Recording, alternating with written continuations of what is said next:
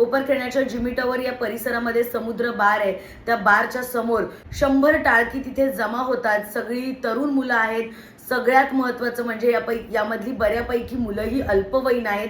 त्यांच्या हातामध्ये हत्यारं आहेत आणि कोणाला तरी धरून बेदम मारतानाचा हा व्हिडिओ मी स्वतः तिथे जाऊन कॅप्चर केलेला आहे. अक्षरशः रस्त्यावरती 100 पोरं एकाला मारत होती.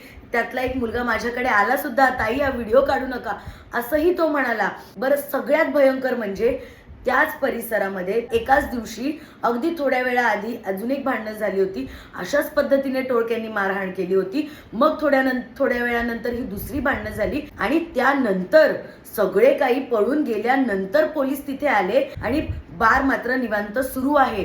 बारमध्ये काही झालं नाही ना, मग बार कशाला बंद करायचा, असं तिथल्या एका पोलिसांचं मला उत्तर होतं. पण जेव्हा आजूबाजूला परिसरामध्ये चौकशी केली तेव्हा ऑलरेडी थोड्या वेळा आधी तिथे अशाच प्रकारची भयंकर टोळक्यांनी मारहाण केली होती.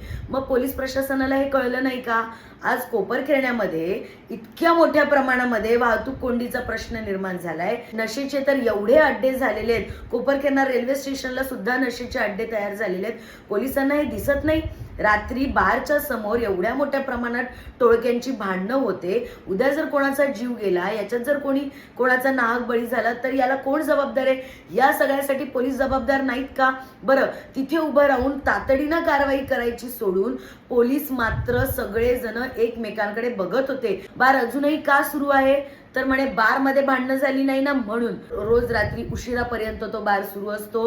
तिथे मुलींचा वावर जास्त असतो. रात्री टोळक्यांचं प्रमाण जास्त असतं. मग हे का होतं? आणि मुळात माझी पोलीस प्रशासनाला विनंती आहे की असा ढिसाळ कारभार थांबवा आणि आधी जनतेच्या सेवेमध्ये तुम्ही काय भूमिका बजावताय, तुम्ही या संविधानाचे कितवे स्तंभ आहात याची जाणीव पुन्हा एकदा स्वतःला करून द्या. आणि तुमच्याकडे तुमच्या भागामध्ये जर असं काही होत असेल तर कृपया मला DM करायला विसरू नका, कारण अशा सगळ्या मुद्द्यांवरती आपण बोलणार आहोत जिथे विचार घडायला हवा.